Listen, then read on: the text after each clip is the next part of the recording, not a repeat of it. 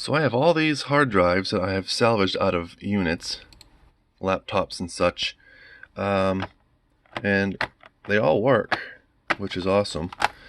And the ones on the bottom are different pin outs. They have different pin connectors than these four on top.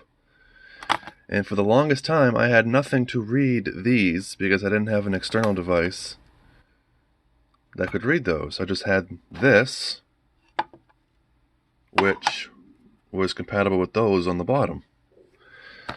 And a couple years ago I used to go to behind GameStop after they closed, and I would dumpster dive for some cool stuff. And one of the things I came across was this. It's the what you call it? Oh, it's right there. It's the 360 docking station, and it had, well, it didn't have the thing on top, but what you would put on top, the hard drive bay for the old 360s, this is where it would go. Well, I had an extra bay with a corrupt laptop hard drive in it, so I opened up the bay and I took out this piece, and I can use it in this like such. And now I actually have something I can use those other hard drives with. I can use the bay as a external, which is really cool. The bay comes with two USB ports. I labeled one for hard drives, and the other one is for the front of the unit to read memory cards. So I can just plug the hard drive one in, and the blue light should be on. Yep. And now I can hook up any of these and actually see what's on it, which I've already done. Some of them have Windows on it.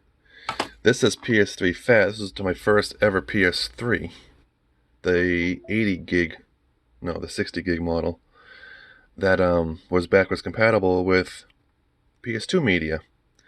That long since died. But I kept the hard drive and all my contents on it. Although you can't see the contents when plugging it in because it's specifically formatted for the PS3 to read. And you can't see it in the computer. The only way you can see it is if you go to disk management. But yeah, let me get a stand or something for my phone. Actually, I got no place to put the stand, so I'm just going to hold it. But I have the hard drive hooked up, the PS3 FAT one.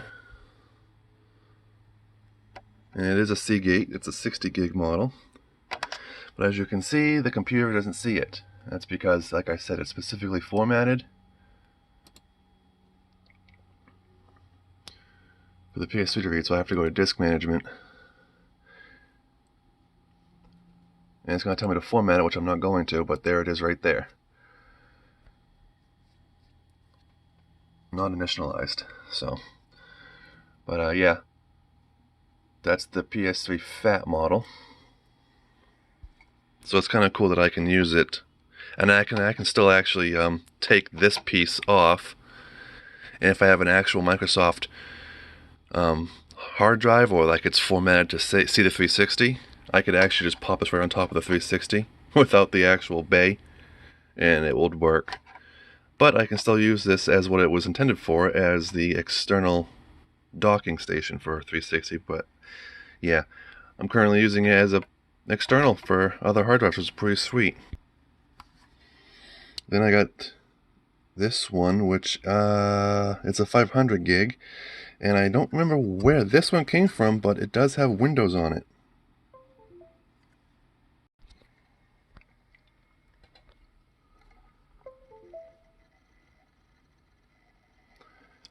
It's got the backup, the system reserved, and then the local disk. So there's system reserved, disk, local disk, and then backup. And over here, there's system reserved, M and N. And so this one's got a copy of Windows on it, because there's Windows files right there. I can't remember what Windows this went to. It was one of the newer Windows, and I see Dell, so it must have came from a, I don't know. I really don't know. But, oops, I closed the whole window out. I didn't want to do that.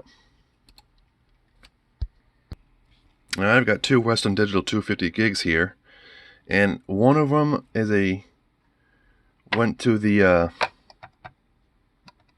the little bay that docks into this, when I said it was corrupted, yeah, one of them was those hard drives. It's weird. It works up to a certain point, and then it just will not put any more data onto the hard drive. So I think there's like a bad sector or something.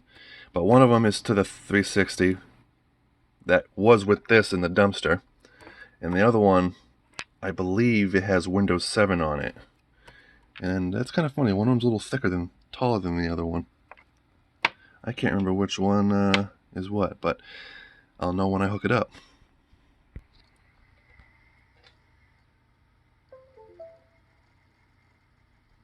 This one was the Windows. Alright, this one had Windows 7 on it. Yep. Cool. So the other one was the corrupted 360 hard drive. So yeah, that's it. I can use this as an external device, something just like that. And these older hard drives, this one actually, you can actually hear something rattling inside. But it still works. It's loud, but it works. This was a Windows XP hard drive. I labeled it so I know what it was.